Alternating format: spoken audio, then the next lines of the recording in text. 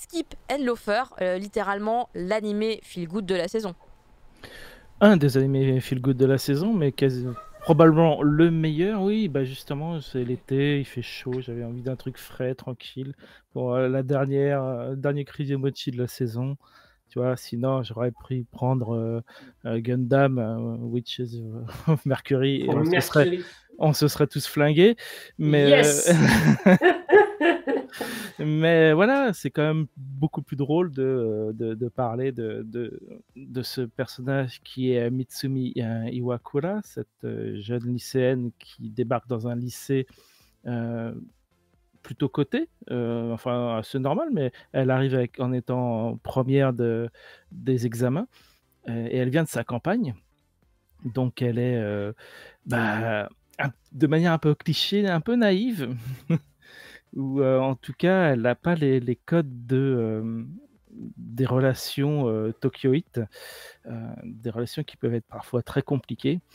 Et elle arrive dans ce nouveau lycée comme une espèce de personnage charismatique, mais qui ne l'est pas en même temps. C'est assez intéressant sur la longueur du développement de cette première saison, où vraiment elle va cristalliser beaucoup de personnages autour d'elle sans le faire exprès, sans être particulièrement charismatique. Et c'est alors que justement il y a des personnages qui sont très charismatiques autour d'elle.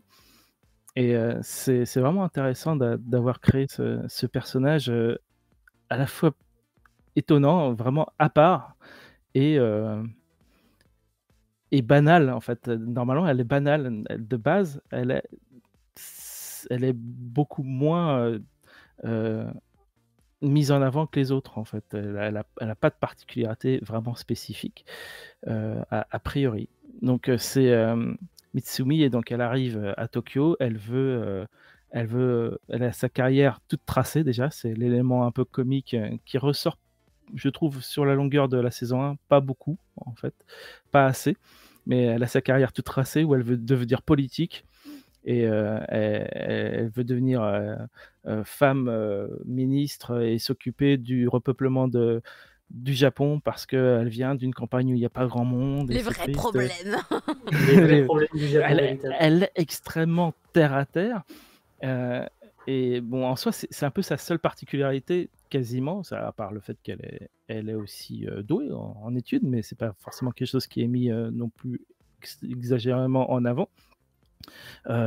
Donc elle a ce côté de femme qui a déjà pensé toute sa carrière, qui est un des éléments comiques, qui est assez drôle, mais je trouve est un peu mis de côté la plupart du temps.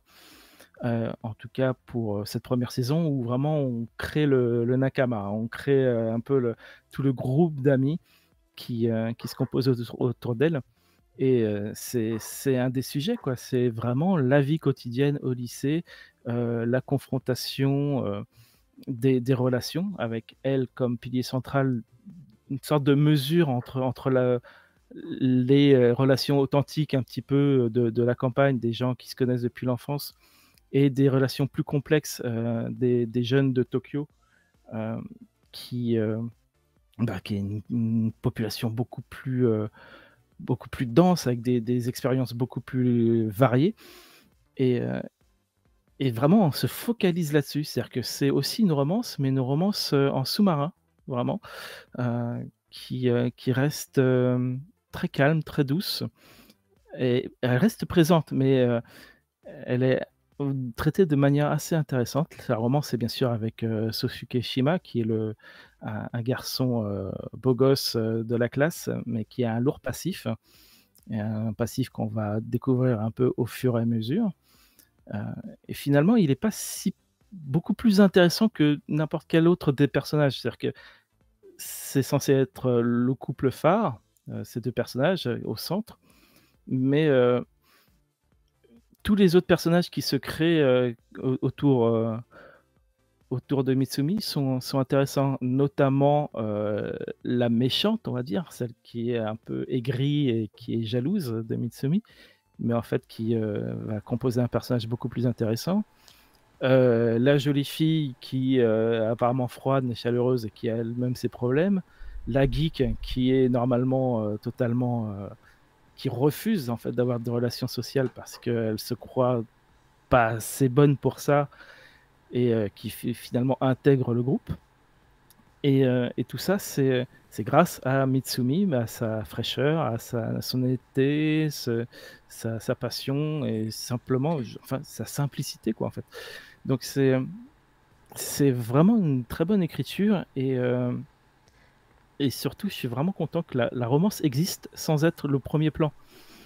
Et elle existe de deux manières différentes. D'abord, Mitsumi qui se rend compte un peu de ses sentiments, mais sans que jamais que ça prenne le pas ou que ça bouffe le reste. C'est vraiment, bon, bah c'est là.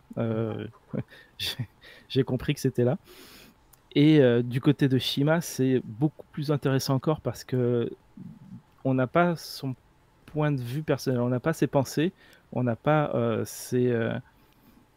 on les a un petit peu, mais elles sont jamais formulées. Et c'est juste dans des regards, dans des sourires, dans plein de petits moments de la vie quotidienne où on sent qu'il y a quelque chose qui grandit en lui, mais ça reste vraiment très discret, ou en tout cas très prude en fait, la manière dont on le comprend et comment c'est montré.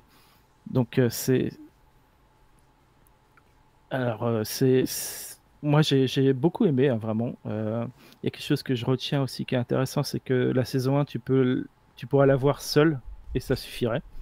C'est assez intéressant. Elle tient Ça en prouve elle-même. je trouve qu'elle tient en elle-même. Ça prouve une bonne écriture, une bonne adaptation sur l'anime.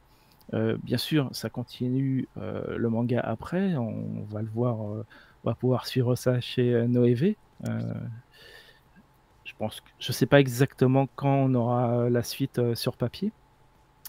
Ça devrait être avant que la saison 2 arrive. D'ailleurs, il n'y a pas eu vraiment de saison 2 annoncée ou quoi que ce soit pour le moment. Non, effectivement, il n'y a rien eu du tout. Non, non, bah c'est pas un titre comme Demon Slayer où ils peuvent annoncer tout de suite, ouais, ça arrive la suite.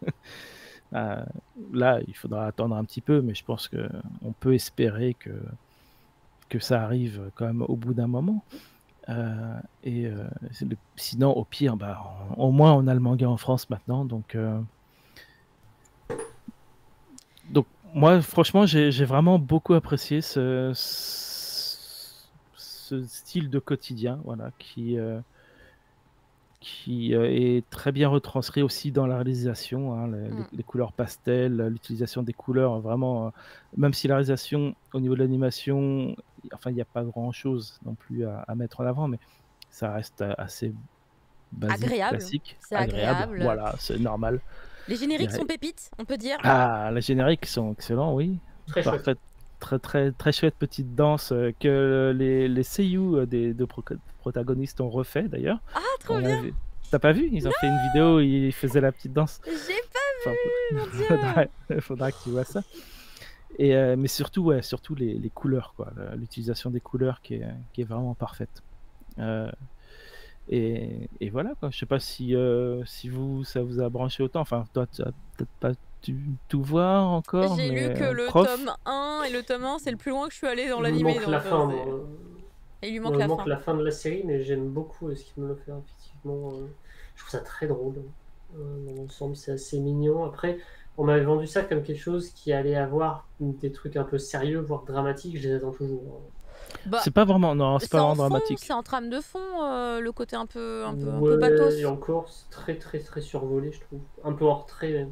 C'est totalement hors trait, c'est un peu du faux drama, ça sert à... Ouais, c'est ça en fait. D'accord. Mais en même temps, t'as vraiment cette idée de passage à l'âge adulte, enfin de confronter à être confronté à des problèmes comme ça, qui fait que quand t'es ado, t'as l'impression que c'est la fin du monde, certaines choses, alors que pas du tout. Et c'est ça qui arrive pour Shima. T'as vraiment l'impression que c'est quelque chose de très dur à surmonter. Mais d'un point de vue extérieur, tu te dis, bah, c'est pas si grave, quoi. Mais lui, il est à fond dedans, il est à fond dans son problème, et c'est un peu tout ce nouvel entourage qui se crée dans ce lycée avec Mitsumi au centre qui le permet de comprendre que voilà, en fait, c'est pas si grave. Il peut s'arrêter là, en fait. Il peut s'en sortir, il a le droit, en voyant toutes ces personnes qui vivent un peu leur quotidien et leur vie, et même en faisant des erreurs ou quoi que ce soit, il comprend que lui aussi, il a le droit. Voilà. Donc c'est ça le.